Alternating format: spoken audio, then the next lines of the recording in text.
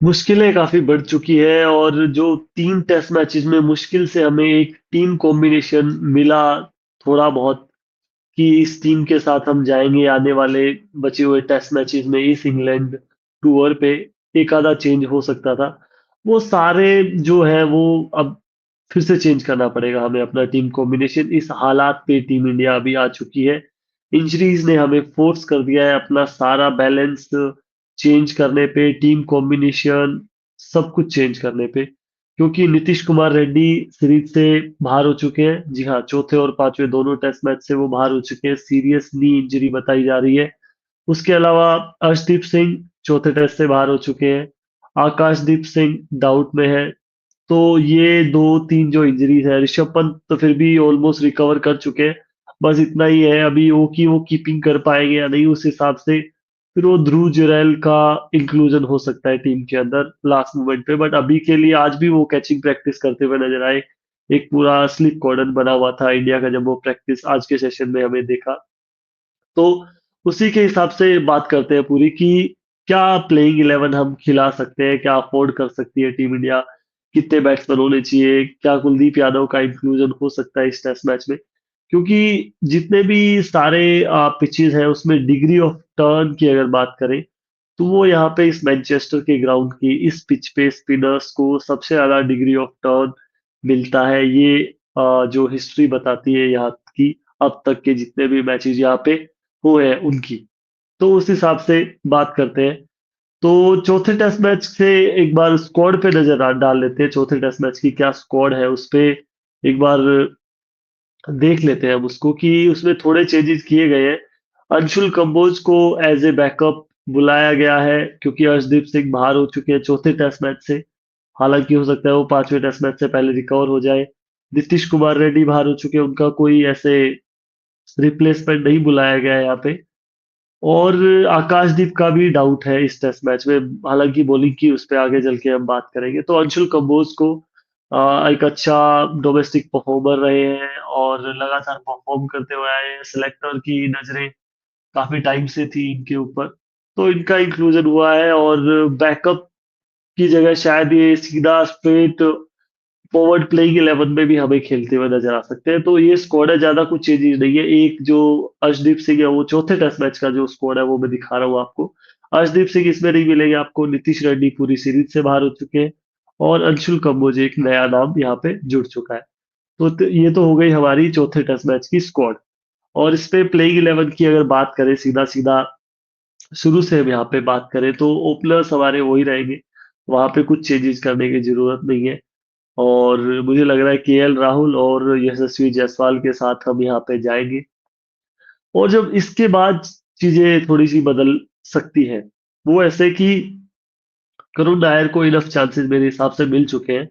और हो सकता है टीम मैनेजमेंट एक एक्स्ट्रा चांस या ये चौथा टेस्ट मैच और दे दे उनको। वो इसलिए मैं बोल रहा हूँ कि यहाँ पे आज जो स्लिप कॉर्डन की प्रैक्टिस चल रही थी, प्रैक्टिस आज के प्रैक्टिस सेशन में, वहां पे करुण नायर फर्स्ट स्लिप में दिखे हमें एज यूजुअल जो पिछले तीनों टेस्ट मैच में दिखे हैं।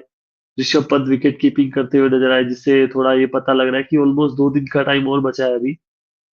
1.5 दिन आप मान के चलिए, तो और भी थोड़ा हील हो जाएगा उनका जो भी वो इंजरी है। सॉरी।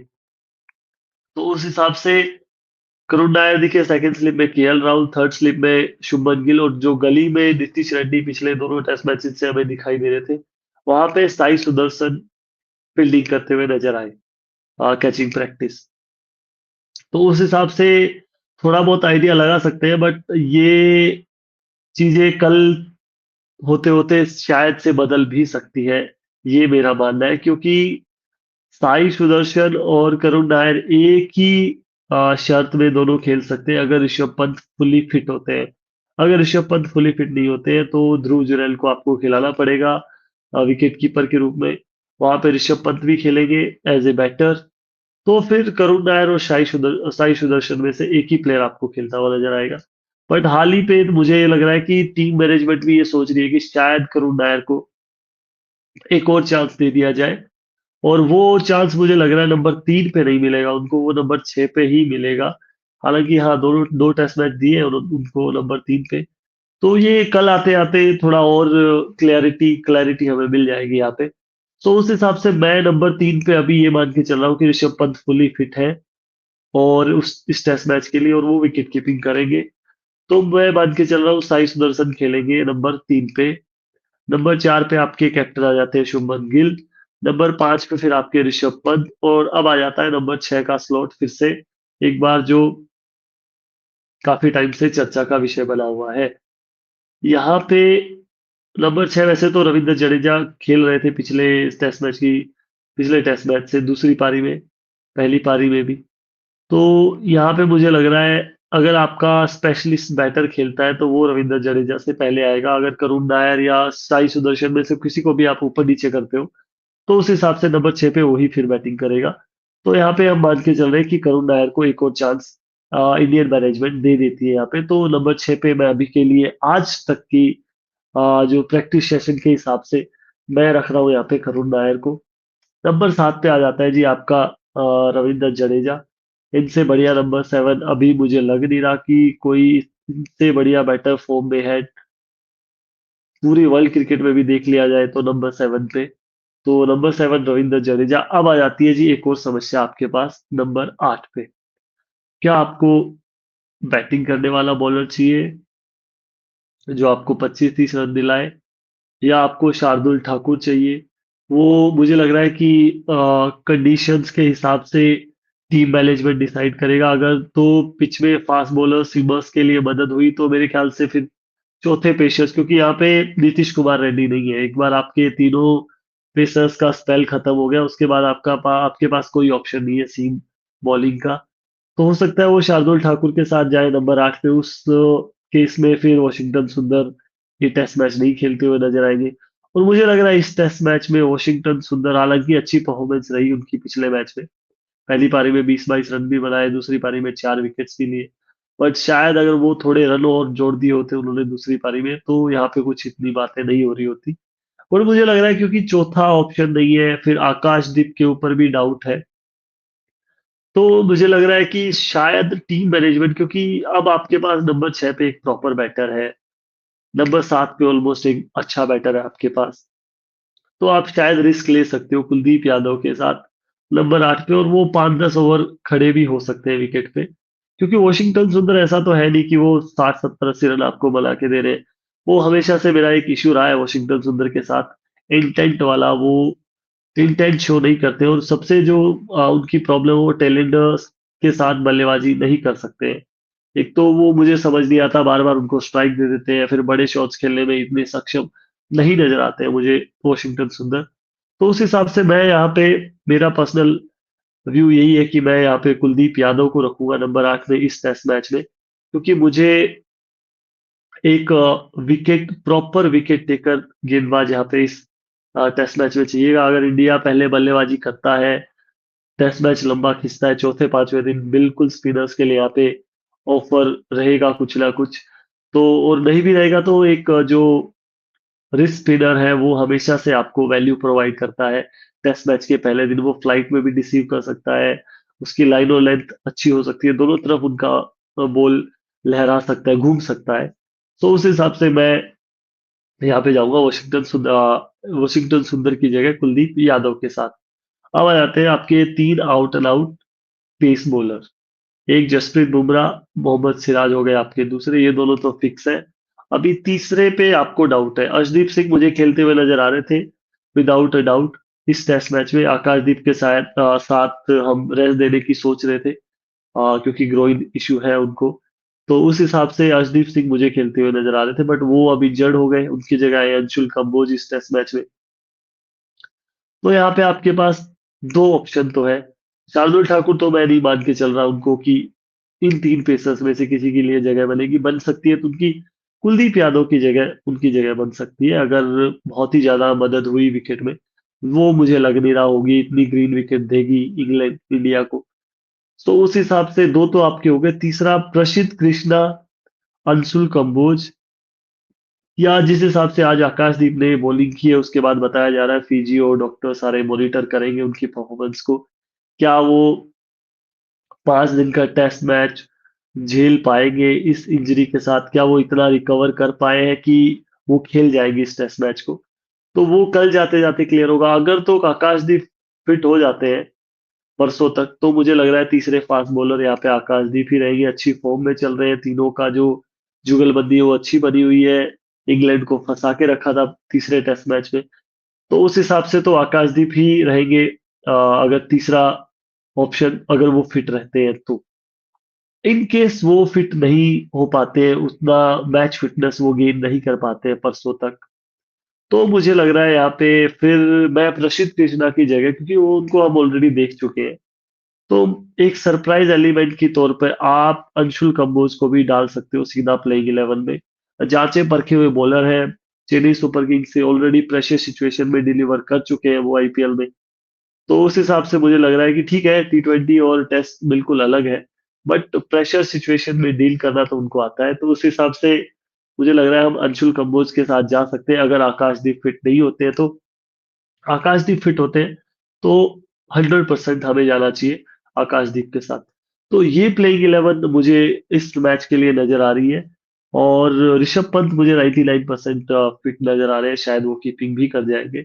सो उस हिसाब से, वरना तो फिर बिल्कुल ही कहानी चेंज हो जाएगी। तो ये कल आते आते और थोड़ा सा इसमें हमें क्लियर हो जाएगी चीजें।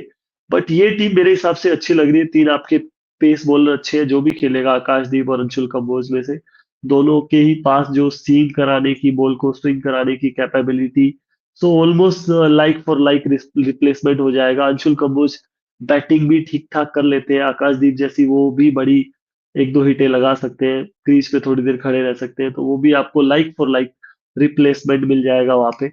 सो उस हिसाब से बाकी टॉप ऑर्डर में कोई चेंज नहीं देखना चाहते हो। मैंने शायद से साइड सुदर्शन को नंबर 3 पे रखा, क्योंकि मुझे ऐसा लग रहा है आने वाले टाइम पे हमारे लॉन्ग टर्म जो ऑप्शन रहेंगे वो साई सुदर्शन ही रहेंगे, और इंडियन पिचेस की बात करें ज्यादा सुटेबल है वो। तो उस हिसाब से मुझे लगता है नंबर 3 पे साई सुदर्शन, और अच्छे लंबे टाइम से तक सर्व कर सकते हैं इंडियन क्रिकेट को, इस तरह के वो बैटर है, मुझे ऐसा लगता है। और करुण नायर को कहीं ना कहीं मुझे लग रहा है एक और चांस मिल जाएगा, अगर वो उन्होंने ग्रैब नहीं किया, रिजल्ट कुछ भी रहा चौथे टेस्ट मैच का, मुझे लगता है उनका करियर डन हो जाएगा चौथा टेस्ट मैच आते आते। ये भी मैं बोल रहा हूँ शायद उनको चांस ना भी मिले, बट मुझे लग रहा है शायद से गौतम गंभीर और जो शुभमन गिल हमेशा से बात करते आए हैं कि एक एक्स्ट्रा क्वेश्चन देते हैं वो, अपने प्लेयर्स को एक लॉन्ग रन देना चाहते हैं, कॉन्फिडेंस देना चाहते हैं। तो 4 टेस्ट मैचेस तो मेरे हिसाब से बहुत होते हैं, आपको 3 भी बहुत होते हैं। 3 टेस्ट मैचेस मतलब एक तरह से एक पूरी सीरीज दे दी आपने एक प्लेयर को। ये तो इनफैक्ट एक बड़ी 5 मैच की सीरीज है, तो 3 टेस्ट मैचेस की भी आप एक सीरीज मान सकते हो उस हिसाब से। तो चौथा अगर मौका मिलता भी है करुण नायर को, तो भी उनको फिर वो भुनाना पड़ेगा दोनों हाथों से, वरना फिर बहुत देर हो जाएगी। तो उस हिसाब से करुण नायर के ऊपर भी प्रेशर रहेगा इस बार, चाहे कैप्टन और कोच आपको बाहर से कितना ही बोल ले कि आप बिल्कुल अपना नेचुरल गेम खेलिए जाके, कोई प्रेशर नहीं है आप पे। पर अंदर ही अंदर कहीं ना कहीं हम सब जानते हैं कि वो इसके बाद उनको शायद ही एक और मौका मिले इस सीरीज में भी, या फिर आगे आने वाले 8 टेस्ट मैचेस में भी, क्योंकि वहां पे फिर सरफराज खान भी आपके गेट के बाहर वेट कर रहे हैं। तो और भी एक दो बैटर्स हैं जो बिल्कुल, ध्रुव जुरैल काफी टाइम से वेट कर रहे हैं, उनका भी परफॉर्मेंस ठीक ठाक रहा है जब भी उनको चांसेस मिले हैं। तो सो उस हिसाब से प्रेशर तो काफी रहेगा उनके ऊपर भी। तो ये प्लेइंग 11, और मुझे लग रहा है कि ये काफी हद तक compete करने में कैपेबल है हमारी टीम। बल्लेबाजों ने शानदार परफॉर्मेंस दी है अभी तक, और उम्मीद यही करते हैं आने वाले इन दोनों मैचेस में भी शानदार परफॉर्मेंस वो जारी रखें। और जो लोअर ऑर्डर है जिस हिसाब से उन्होंने इस लास्ट पारी में जो अ, दृढ़ निश्चय के साथ उन्होंने बैटिंग की थी ना लास्ट में आके 20, 25, 30 ओवर, उसी तरह से वो ही कंटिन्यू करने की जरूरत है हमें, क्योंकि बॉल मोस्टली ज्यादा नई बॉल नहीं मिलती है उनको, या तो हाँ अनटिल अनलेस बिल्कुल ही 80 ओवर के बाद जब दूसरी बॉल ली गई हो तब वो आ जाए बैटिंग पे, तब तो अलग बात है। बट मोस्टली ऐसा हुआ है दूसरी बॉल भी 20, 30 ओवर पुरानी हो गई है तब उनकी बैटिंग आती है। तो मुझे लग रहा है थोड़ा सा और एप्लीकेशन दिखाए जिस तरह से हमने लास्ट इनिंग में दिखाया, तो शायद थोड़ा सा और हमें बेनिफिट मिल सकता है जो कोलैप्स हो रहा है बार बार। क्योंकि अगर हम यहाँ पे एक कम ऑलराउंडर के साथ जाते हैं, वॉशिंगटन सुंदर के साथ कुलदीप यादव या फिर शार्दुल ठाकुर जो कोई भी आता है, हमें पता है उनके अंदर वो कैपेबिलिटी नहीं है जो वॉशिंगटन सुंदर क्रीज पे खड़े हो सकते हैं। सो वहां पे उनको थोड़ा सा कॉन्फिडेंस दिलाना पड़ेगा, कैप्टन को, कोच को, टीम मैनेजमेंट को, कि आने वाले टाइम में हम 6 स्पेशलिस्ट बैटर के साथ, 5 स्पेशलिस्ट बॉलर के साथ जाएं, तो भी हम मैचेस जीत सकते हैं बाहर कंट्रीज में, सीधा कंट्रीज में। सो वो कॉन्फिडेंस दिलाने की जरूरत है हमारे कुछल्ले बल्लेबाजों को या गेंदबाजों को, आप बोल लीजिए।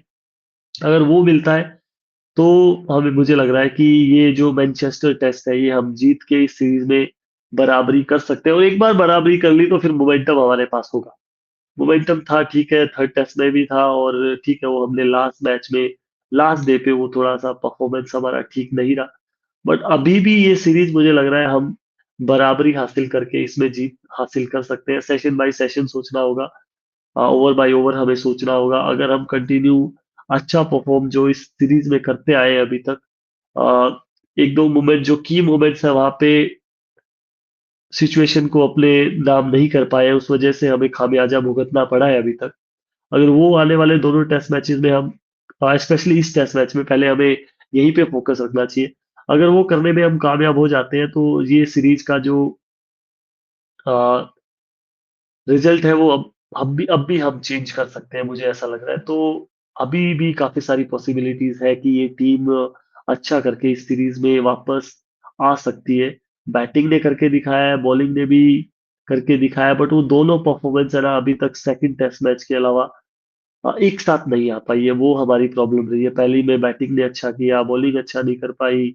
तीसरे में बॉलिंग ने अच्छा किया, बैटिंग अच्छा नहीं कर पाई। तो वो यहाँ पे थोड़ा सा, अगर दोनों एक साथ क्लिक कर जाते हैं सो इंग्लैंड को परेशानी में डाल सकते हैं। और इंग्लैंड के का तो हमने देखा ही है, प्रेशर में वो रहे हैं पूरी सीरीज के दौरान। शोएब बशीर बाहर हो गए हैं, लियाम डॉसन उनकी जगह आ चुके हैं। उसके बारे में कल करेंगे बात डिटेल में, और इंडिया की प्लेइंग 11 पे भी और थोड़ी हमें क्लैरिटी मिल जाएगी। अभी के लिए इतना ही है, मिलते हैं आपसे नेक्स्ट वीडियो में, तब तक के लिए बाय बाय।